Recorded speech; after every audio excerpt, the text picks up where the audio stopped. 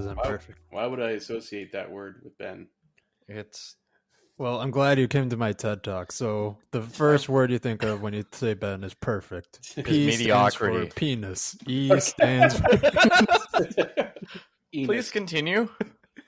E stands for the second letter in penis. Okay, great. All right, and welcome to another episode of Dose and a Half Cincos. This is episode number 74. This week we cover Nomadland, as well as we don't have like another like weekly thing, do we? But No, whatever. Not anymore. Yeah. As always, I'm your host, David. And I'm looking at the waveforms, and they're terrible. But I'm Stuart. And I'm Ben. Hey, mine's good. Mine's big. And yours is thick, super loud. Big is not good when it comes to waveforms. Ooh, it's fine. No, it's fine. Whatever. We'll fix it in post. Okay. We just fix it in post. That's what I always say. All right.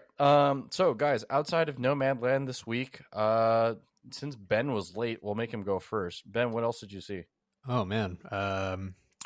This past week. Stu, what about you? You wasted 10 minutes of our time. You waste off film. Fine. You sorry? You waste all film. You want to talk to Jackie? All right, Ben, go ahead. What'd you see? I finished Schitt's Creek this week. That was pretty good. David was watching that. Oh, look who's the old guy. Welcome to the club. I'm going to Both send your of you now, I AARP guess. card to you. Yeah, so if you guys haven't seen it, it's a pretty good Right? sitcom. Yeah. I found out about it because one of my friends told me about it, and he highly Not recommended David. it. Yeah, Not it was, David. No I credit think I for David. remember if David recommended something. Oh my god. So yeah, it was pretty good. I'm pretty sad it's Man, over, but it was good. Now I gotta go back and scrub through every episode so that way I can find it and then plug it in here. The receipts, But I'm too lazy to show you that I did, but so it doesn't matter. Okay, so you enjoyed that? Seen movies? Anything else? I saw two movies. One, I finally, Stu, you'll be happy about this. I finally saw Ace Ventura. Oh my What? Jesus Christ. Wait, Stu, can we mute him for the rest of the recording for that? I think I repressed the fact that Ben told me he's never seen Ace Ventura. Did you just see the first one, or did you see the second one also? I only saw the first one. I'm sure the second one is coming. They're down both the pipe great, but it was pretty great. I do think that he would have a tough time making the same movie in today's climate. I think you could say that about a lot of those. Yeah, I think yeah. we've definitely mentioned that previously about when we were doing That's What I Call Cincos. Because we can't have nice things anymore. Yeah, I think it's just with this particular movie, it was just because like it's part of the main plot. It's not even like a throwaway joke or anything, or just like a one-off joke. It's like part of the main plot. So I'm just like, oh man, Einhorn is gonna fly. Finkel. Finkel is Einhorn. Your gun is digging into my hip. And yeah, that was pretty good. The last movie that we saw was a pick from King Bowie again. You'll never guess what type of movie it was. What Japanese ramen anime did you guys watch today? It was an animated retelling of one of the Dragon Quest games, and it was on Netflix. Is it called Dragon Quest? It was called Dragon Quest. It's called Dragon Quest of Dragon. I've never played Dragon Quest before, so have you guys played Dragon Quest? Nope. No. Well, okay. I've seen enough of the cover art. Does that count? I've seen enough of the fan fiction. Whoa. So, okay, I'm going to assume that no one that's listening to this is probably going to ever watch this. So I'm just going to jump straight into spoilers because I mean, oh boy, are there spoilers? Well, it was quite the mindfuck of an ending, pretty much. It followed, so according to Bowie, everything that the movie covered pretty much was the main story of the game, right? But we get to the final 5 minutes of the movie, right? And that's when they face the big bad guy, right? Like, they spent the whole movie like talking about him and saying like, oh, we're going to summon this demon thing, and I was just like, all right, cool. They finally do it, and fucking time freezes, and the main character is like, oh, what's going on? And oh fuck, it's the final guy. But guess what? It's not the final guy. It's a computer virus. Guess what? The main character is actually a regular dude who's just stuck in VR, enjoying Dragon Quest, the game, in VR. Stupid. I know. And no, the last 5 minutes, holy fuck, was this thing that was just like, man, I love Dragon Quest. That's why I'm in this VR game. You guys should go buy Dragon Quest and support Dragon Quest and buy Dragon Quest merchandise. Dragon Quest.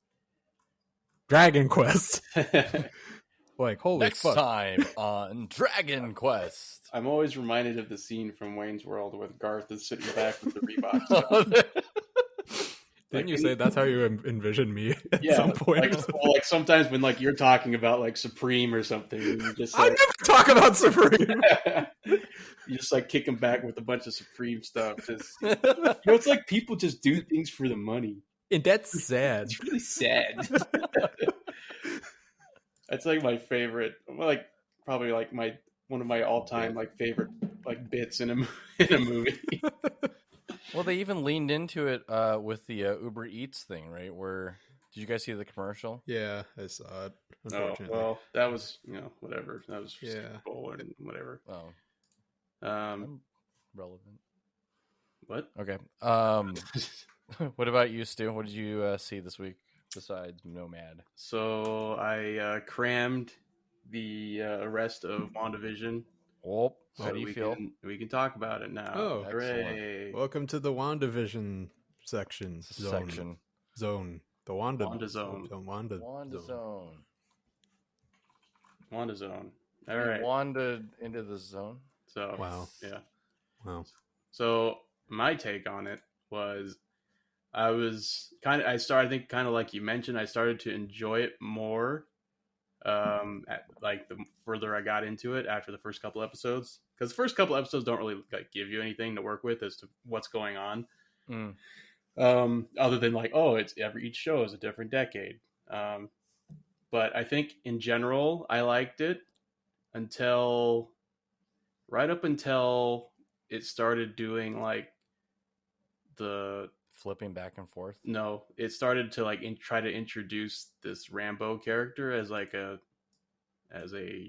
hero, not hero, but like, you know what I mean, superhero, not hero of the story. Oh, because she crossed over the thing, the threshold. Yeah, and I just thought some of the dialogue was cringy, but I did like what was going on between like Wanda and Vision, and like the kind of overall arc of what was going on. I started off kind of liking the Rambo character, and then I started to like not like her. Is it because you felt like she was being force fed to you? I don't know. I just feel like it wasn't convincing to me. Like, I think part of it was a result because the villain was so over the top, like unnecessarily like evil, or like, kind of, I don't know. It didn't make sense to me, because I was just like under the impression, I don't know a lot about Marvel, but like, isn't like Shield and Sword, aren't they like related? And like, why would they be like doing bad stuff? Like, I don't know. I just didn't understand. I don't understand the context in the grand like Marvel universe, where it's like, okay, well, we've had Endgame, so now is everyone still around? Like, or it's like, oh, let's try to get Vision back online. Oh no, but we're evil now. Like, oh, what? Like, why wouldn't you just try to make Vision again? I don't know. So that was kind of my gripe. I didn't really like the what do you call it? I didn't like the dynamic between her and the Sword guy. I just thought that was the dude that was trying to control power and got it. I didn't like that part, but other than that, I thought the show was good. Pretty good. Okay. So have you started watching Falcon and Winter Captain Soldier? Falcon and the Winter Captain Soldier. Falcon and Winter Soldier. No, not yet. That's next. Gotcha. So, no spoilers here, but Ben, it help me confirm this if it's true or not. Captain Falcon and the Winter Soldier was supposed to happen before WandaVision. You can't not say it. As terms far of, like, as I'm aware, chronology? Yeah. I don't know about chronology. I do know that both take place after Endgame, but I don't know if one directly impacts the other so far. I think right now they're kind of in tandem. So, I mean, you could say that one could be one from the other. I mean, we won't really know until we get. But they're kind of all working at the same time, roughly speaking. I guess so. Yeah. I mean, all we have to know is that they both take place after Endgame. For some reason, I was under the impression that it was Falcon and Winter Soldier, and then WandaVision was supposed to take place after that. I'm not too sure because I know that the timeline got shifted around wildly quite a bit because of, this past year. Mm-hmm. And with WandaVision, it was supposed to lead directly into, Doctor Strange. And, well, I think they just finished wrapping up filming. I'm not actually too sure. Don't quote me on that. Doesn't matter. Yes, quote him on that. Don't Ben Smalley 2021. Yep. But all I know is, with this being released, I think we're going to eventually dovetail directly into Black Widow, correct? That is in April? July. Oh. You're just throwing out random April, November. March, April, May, June, July. Stop me when I get close. Okay, so you're probably going to start catching up on Captain Falcon? Captain Falcon and the Winter Soldier. One other one I want to leave it with this. I think this is one thing that upset me the most about WandaVision. And I think maybe we can all agree. Maybe we can write a nasty letter or something. But like the show, each episode was like, okay, it's like 50s, 60s, 70s, 80s. And then whoop, right to the 2000s. And I was like, wait, where's the 90s? There was no 90s episode. Wait, wasn't No, it went 80s and then it went straight into Malcolm in the Middle. No. Oh, wait, I thought Malcolm was 2000s. No. Oh my god, I didn't. Holy shit, man, that makes me feel old. Okay. Okay.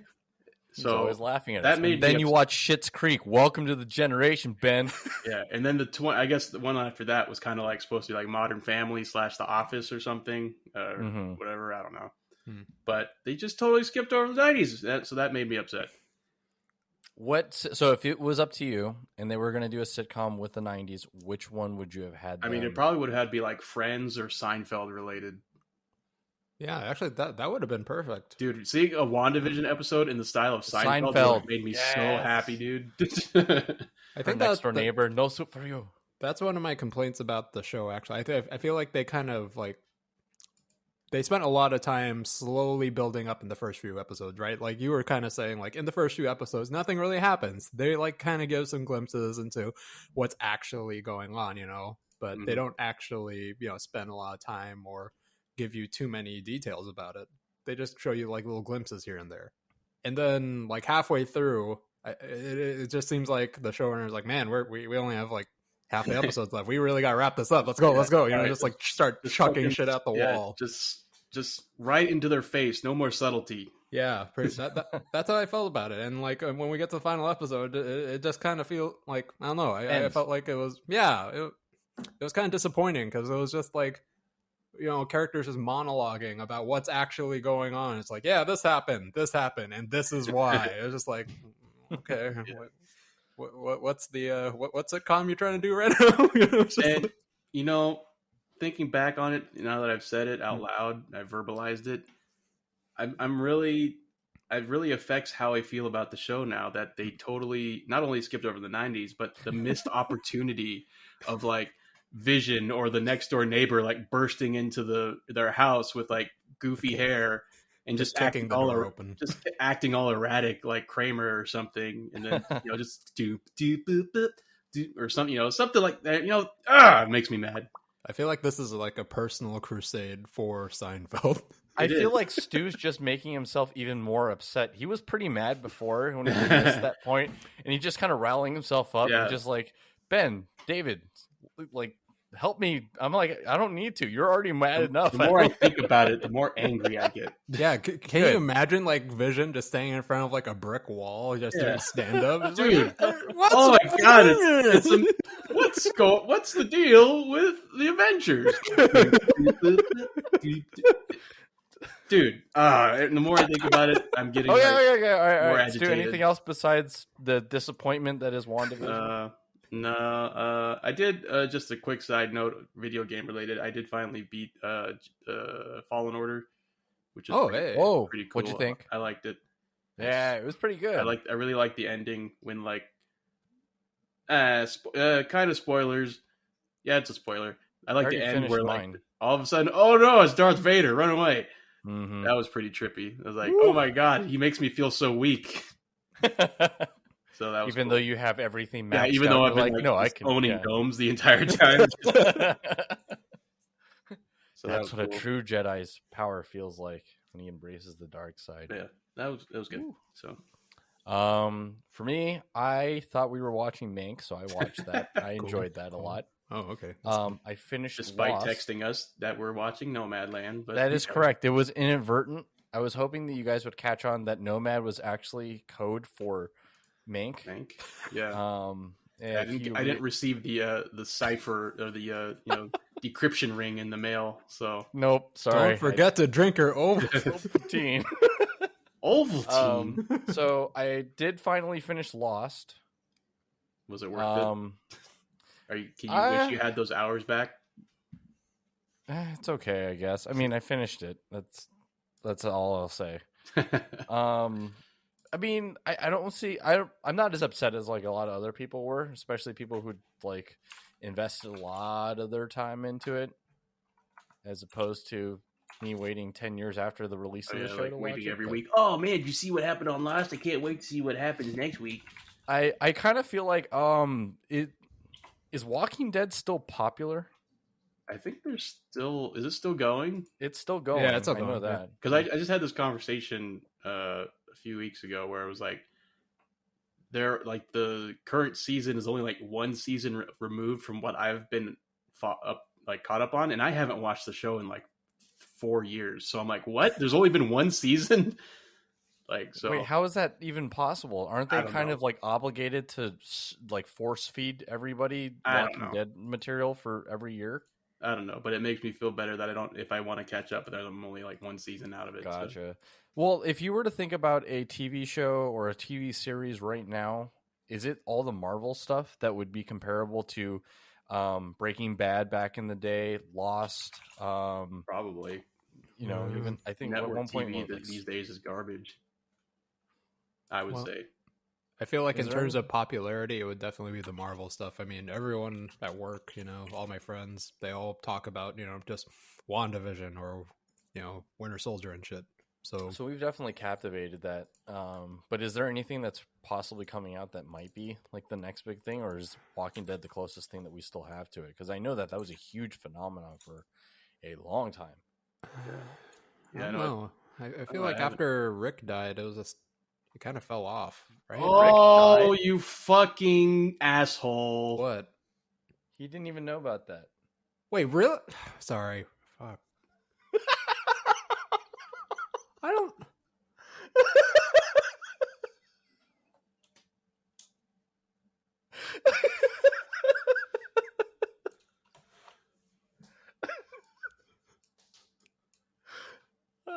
I think we're going to need to give Stu a moment here. Can we play the technical difficulty song right now? Nope. We're just going to sit here in silence. We're going to play the Stuart's beating Ben's stupid face into a pulp song. God damn it. Oh my gosh. All I know is the Asian guy was killed off, and that was when I was like, yeah, maybe there's no point to watching this. How do you guys say a spoiler? Hashtag stop Asian hate. Yeah, exactly. Because mine's purposeful, and I know Stu had already seen that part. Yeah, I remember him and me talking about it. Everyone knows about that part. God damn it.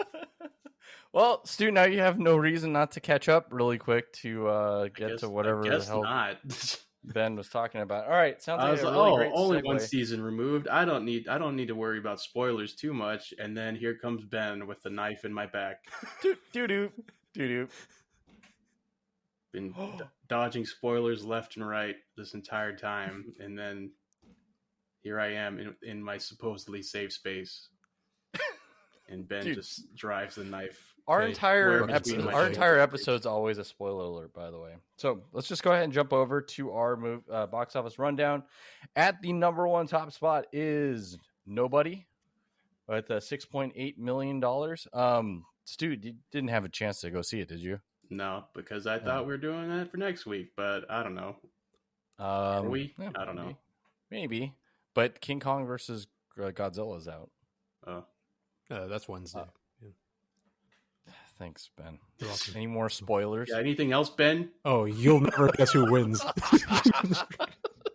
Number 2 is Raya and the Last Dragon. Number 3, Tom and Jerry.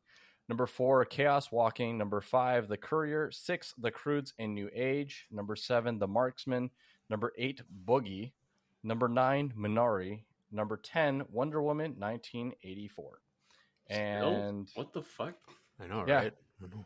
it is the still holding strong 14 weeks after its initial release. Why does it feel like it's been so long since that movie got released? And I know it was just December. Feels like way longer than 14 Still pretty weeks. long for it to be in the top 10. Yeah. Well, It's just not to let Lion you know, King where it was if in we're the top counting 10 for like top 6 20 months. What about top 20? If we go all the way to top 20, we hit The War with Grandpa. Oh my God. 25 weeks in the top 20. Come play. Oh dang it, where is it? It is not in the top 38. Ooh. That's as far as it goes. It is no longer available. That's it. No more Come Play. Wow. I guess they really cleaned it up. Just not All into right. that anymore. Guys, thoughts? I'm still reeling from Ben. I'm sorry, Stu. All right, let's just go to our movie of the week this week. It's Nomadland. Ben, this is your punishment. Tell us about it. Frances McDormand drives around in a van and is not homeless. I'm houseless. She's houseless. And we will see you later on down the road. See you guys. Wow.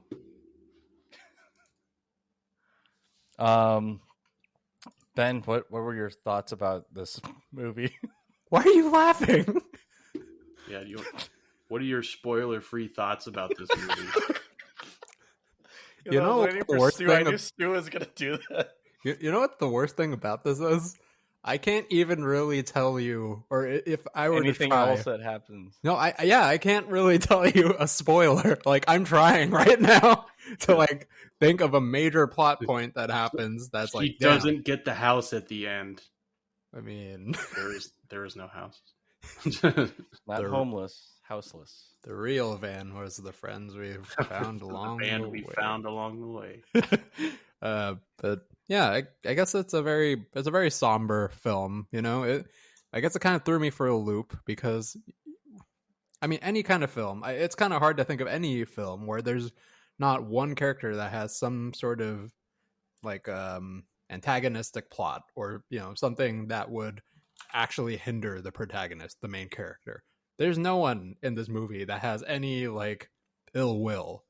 It's literally just the story of Frances McDormand driving around in a van that's not her home. Or not her house, it's a home. Like that's it. Like Yep. it's really hard to talk about it, I guess, but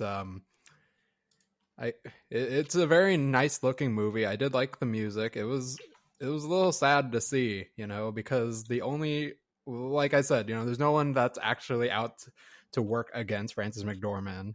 But at the same time, it does seem like she is her own worst enemy. It seems like every setback that she has, every bad thing that happens is directly because of her. But at the same time, it also seems that she doesn't see it that way, that she doesn't like it. It might seem like she has some regrets to what she does, but she's still headstrong about it. And she goes on forward, So I think it was a little difficult to get into at first because of the pacing of the movie, I guess. It's it just kind of moves, you know? It's just like one plot point after the other. And when I say plot point, it's just like, you know, just events in her life. It's not anything to really to drive the plot forward. It's just like, hey, I went to a zoo today, or I sat by myself and ate by myself, or I met this random person. He was cool. I took a fat shit today. I took a fat shit today, and someone scared the shit out of me. You told me I'm not allowed to park here. Yeah, I think that was like the most antagonistic person in the movie. The antagonists were anyone who owned a parking lot. not even that other person. The biggest villain was the parking lot attendant. Yeah, it was him. The other person that owned that other parking lot was actually just trying to. Here. No, she was just saying like, oh, you know, if there's a church down there, you know, like it's the parking lot attendant though. Damn, like I'm glad we got over that battle quick. Yeah, that was stressful. I think that was literally the most stressful part of the movie for me. Is when she gonna get kicked out again? Yeah, and it only happened once, so it was just like, all right. But yeah, right, with this suspenseful drama, Ben, what score do you give this thing? I would give it a 7 out of 10, just because it was a little hard to get into. And you realize this did win a Golden Globe. Shut up. Okay, yes. Oh, I do want to talk about the politics of this movie later, though, and what it could mean. Well, we're going to completely skip over that because nobody wants to hear that. Okay, great. So, anyways, welcome to the Ben hour and a half. All right, I muted him. Stu, what were your thoughts? Kind of similar. It was a little.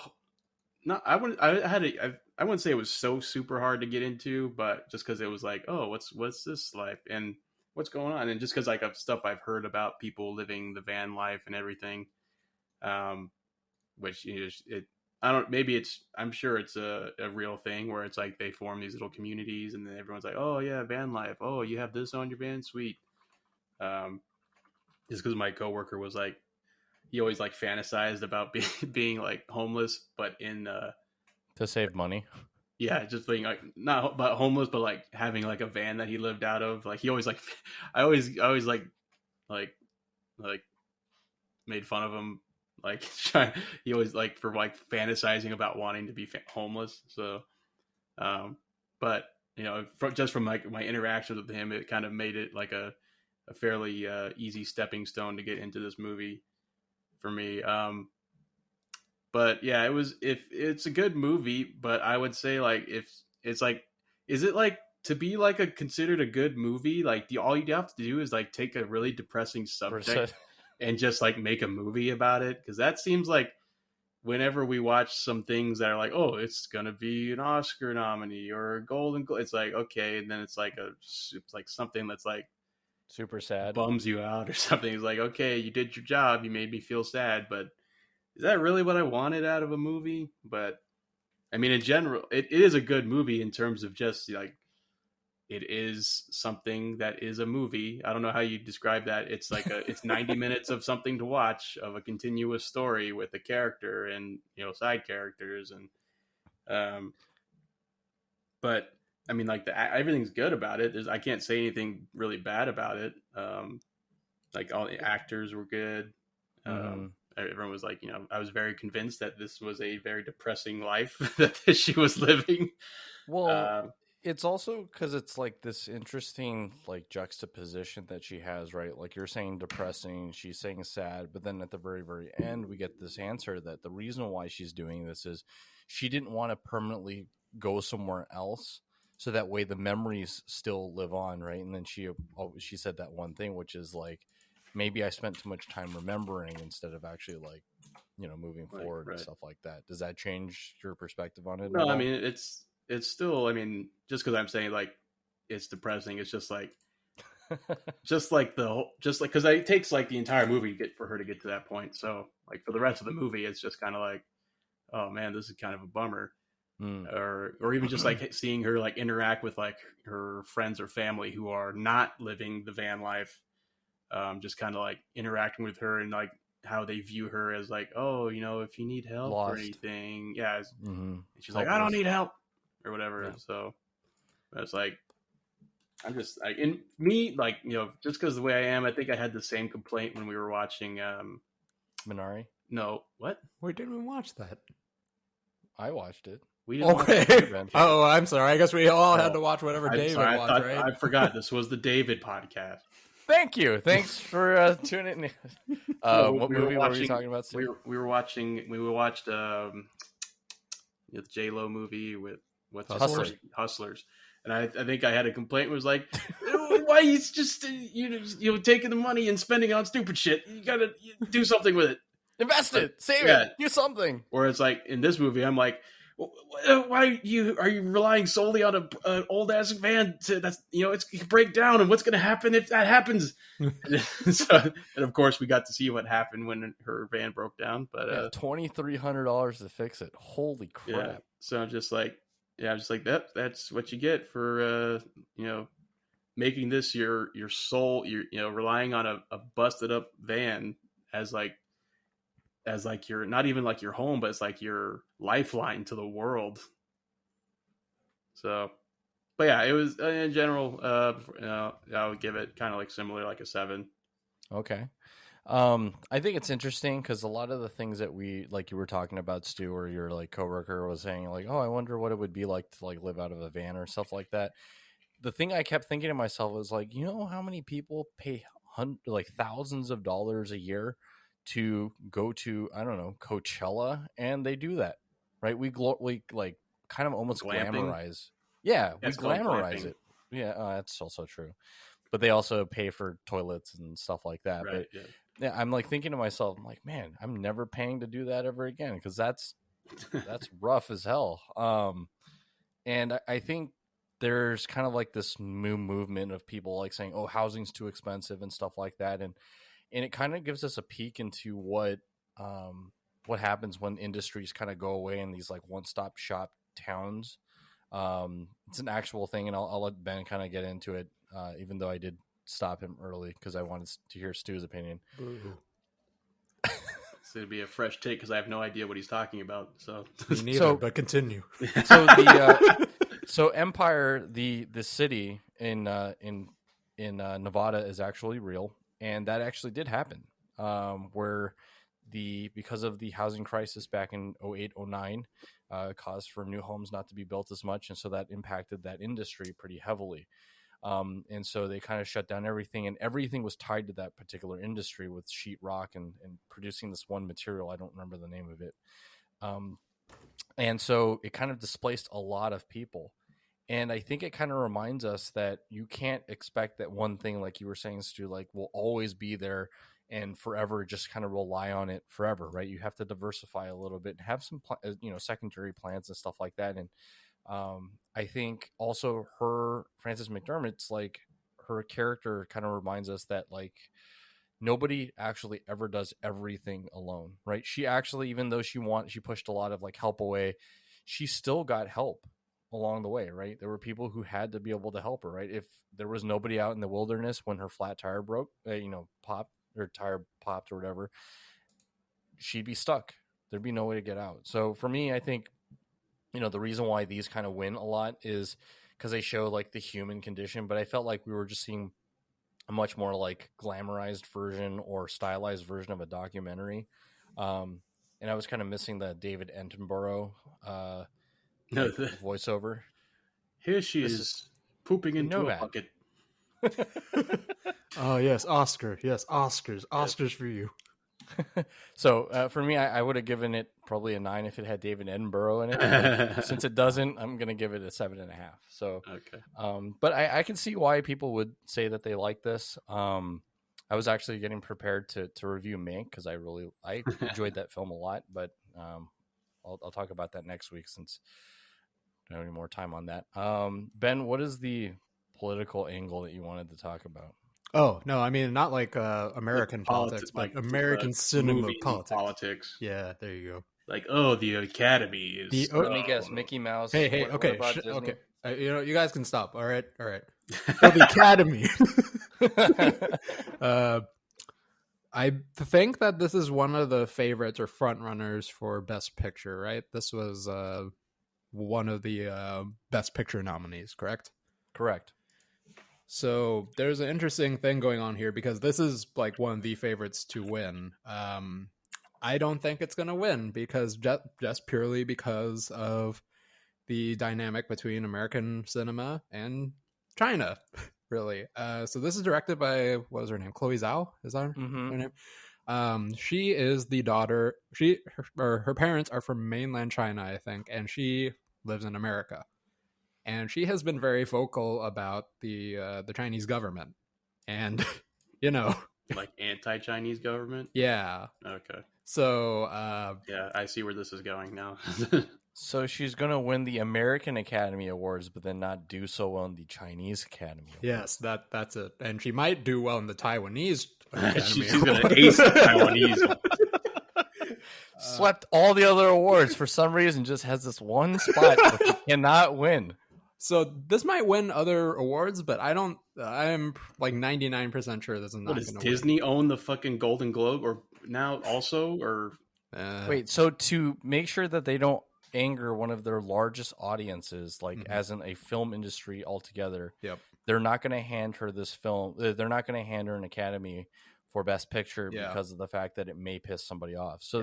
So if that's the case, then what is the one that's going to win? Because as far as I think they're also upset about that movie not getting as much praise because they're like, we got rid of all the Uyghurs in the movie. Why doesn't anybody like it?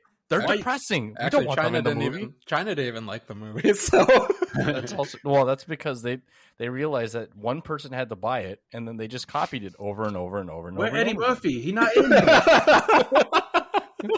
We're Funny Dragon. I love Eddie Murphy. We're Funny Dragon. Yeah, I don't think it's gonna win just because of that, and I want I'd buy that. Yeah, it's not gonna happen. Like, people bend over backwards and try to suck their own dick trying to get their movie in China. There's like this crazy fucking process you have to go through for an American movie to actually be shown in China. And there's only a limited amount of movies that can actually be shown there. I think it's like 14 movies a year can actually be chosen from America to be shown in China. 14? That's impossible. That's or something impossible. like that. You want to know why? Because all of them... they release 14 Marvel films a year. There's other films that show up there, please. That sure is a utopian paradise they have over there. Really, really is. So yeah, I don't think they're gonna choose it. It's probably gonna be Minari. That's my prediction. No, you're gonna upset the Chinese because they don't want a Korean winning.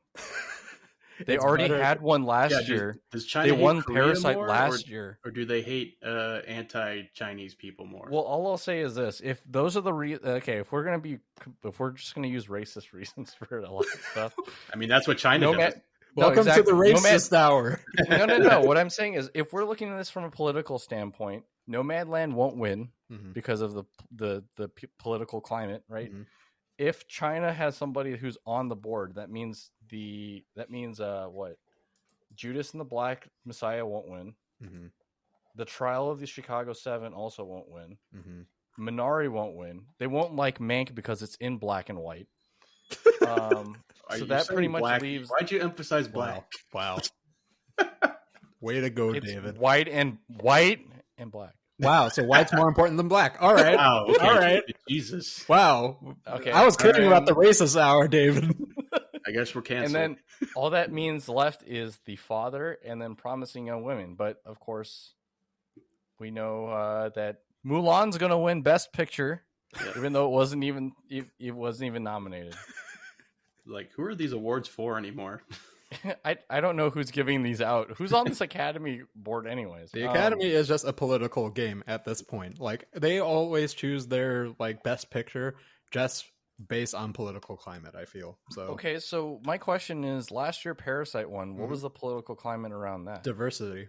They have been criticized as being quote unquote too white. And it is kind of true. Like, the whole idea and general view of the Academy is a whole bunch of old white dudes sitting in a room. That is it. So they wanted to... ratings have been dismal. They've been going down every fucking year. And they want to get in with the in crowd. And the in crowd, young people. What do young people like? Diversity.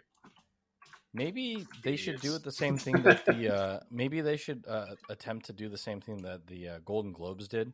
Split Best Picture into two different categories. Best Foreign Film and then Best Picture, like Best Domestic Film. So that way they can still vote for their white one, and then everybody else gets to be put in the other 12 Years a bucket. Slave win the Oscar for Best Picture? That is also true. So, like, do people just have a short memory? I don't know. Whatever. No, but more diversity than just, white and... Oh, so okay. But I mean, Parasite was a good movie, though. It was a good movie. It was a good movie. I really wanted Joker to win. But you wanted Joker to win? I thought it was really, really well Joker done. was a good movie, too. It was a good movie, but I wouldn't say it was like, man, this is the movie of the year. Oh. Like I would definitely still put Parasite above that. Like Joker was. I mean, if Parasite had introduced a zombie in the basement, then I'd be in agreement with you. Well, why were they going to a date basement? So actually, Stu, you actually brought up a pretty good point. Short memory. Parasite was last year. A year before that, Green Book, Shape of Water. Wait, no, wait. Green Book was?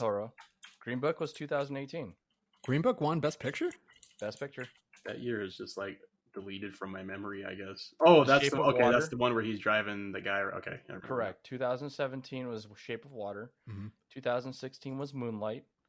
That one was actually an example year of that happening because La La Land was the favorite to win that year. Mm-hmm.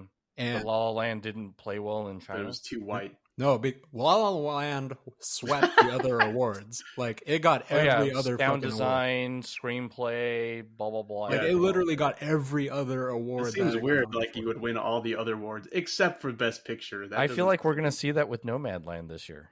It could be. I don't know. I haven't seen Minari, so I can't speak for that. But yeah. What, Stu? Am I tripping here? Where I thought Ben had actually seen Minari already? Oh, I don't know. Maybe. I mean, you also thought we were watching Mank this week, so I don't know what to think anymore. No. There's nothing wrong with that. I actually thought that we were watching Mank. But the fact that we didn't, that's correct. I need to rewatch this in Caden. I don't remember what happens in it. Do you think Steven Yeun it won't matter? Does he get killed by a baseball bat in Minari? I'll find you. Right. See, how come we can spoil that? By the way, Stu, when you said 12 Years a Slave had won Best Picture, how long ago do you think that was? I mean, I looked it up. It's 2014. Oh, my God. Shut up. No. Short memory. About 7 years short. No, but, I mean, it wasn't this, but I'm talking about the whole drive for diversity thing. They're saying it's not diverse enough, but like, it wasn't that long ago. So like, also, if you're looking at the Oscars for like an example of diversity, then you should probably reevaluate. Oh yeah, we're definitely not that. They are clearly not the example of that. I mean, if the Oscars to you is like the bastion of your fucking, what do you call it? Like your moral and compass or whatever, then you need to sit down and think about things. Yeah. All right, I'm sitting. I'm thinking. Nothing's coming up. Okay, all right. Well, I guess that's all. You're lost then. You are lost. We'll go ahead and wrap up this segment. I want to get your guys' feedback out of the movies that you have knowledge of. Obviously, we haven't seen all of them, but Stu, do you have a pick for Best Picture for now? I don't know. This is the only one I'm aware of. So, Nomadland. Okay. What about you, Ben? What were the nominees again? The Father, Judas and the Black Messiah, Mank, Minari, Nomadland, Promising Young Woman, Sound of Metal, The Trial of Chicago 7. Oh, that's it? Okay. It sounded like you had more. Okay. Yeah. And Mulan. Okay.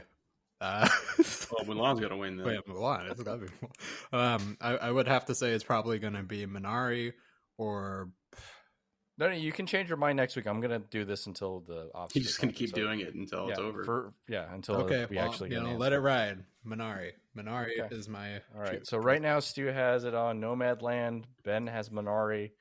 I will pick Promising Young Woman, even though I haven't seen it.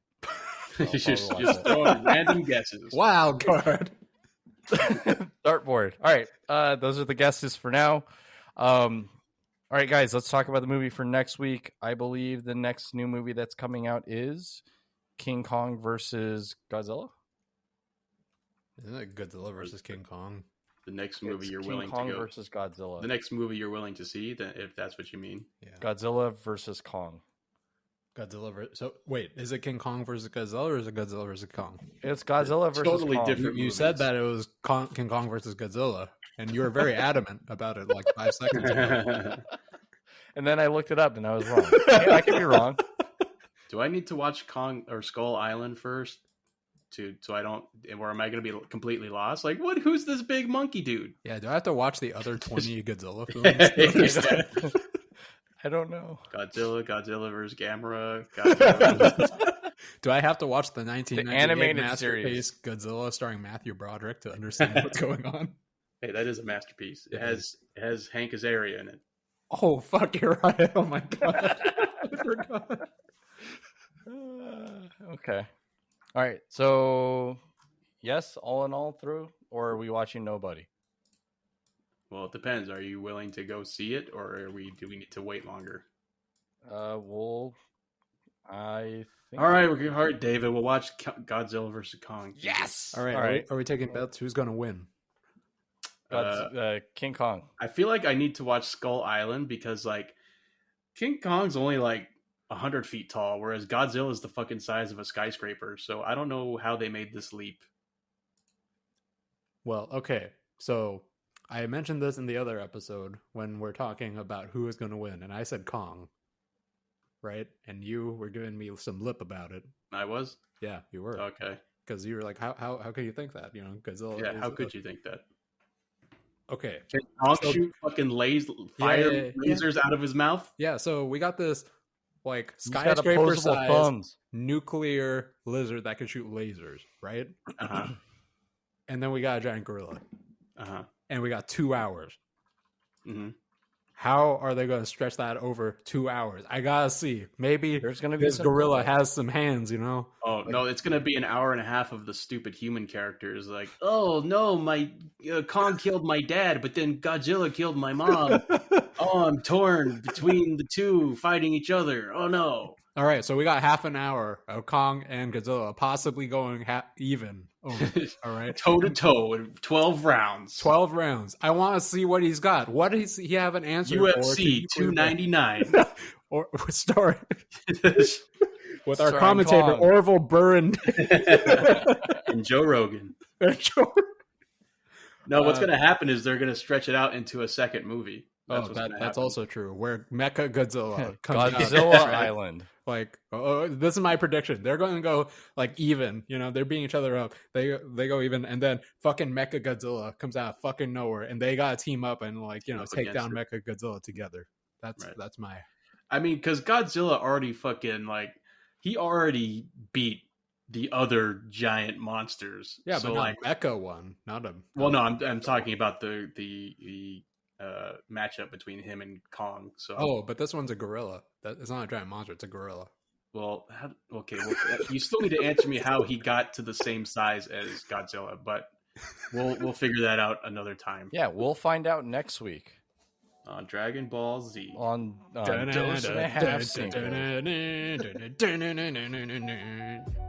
All right, guys, that'll do it for us here on the Dos and a Half Cinco's podcast. That was episode 74. As always, guys, don't forget to check us out on Twitch, streaming Tuesday, Wednesday, Thursday, as well as check us out on the podcast, available on Spotify, YouTube, SoundCloud. Oh my gosh. Google and Apple Podcasts. All right. As always, I'm your host, David. I'm Stuart. I'm Ben. Guys, don't forget to wash your hands, stay 6 feet away from each other, stay safe. Don't forget to be ranking master. See you guys next time. Goodbye.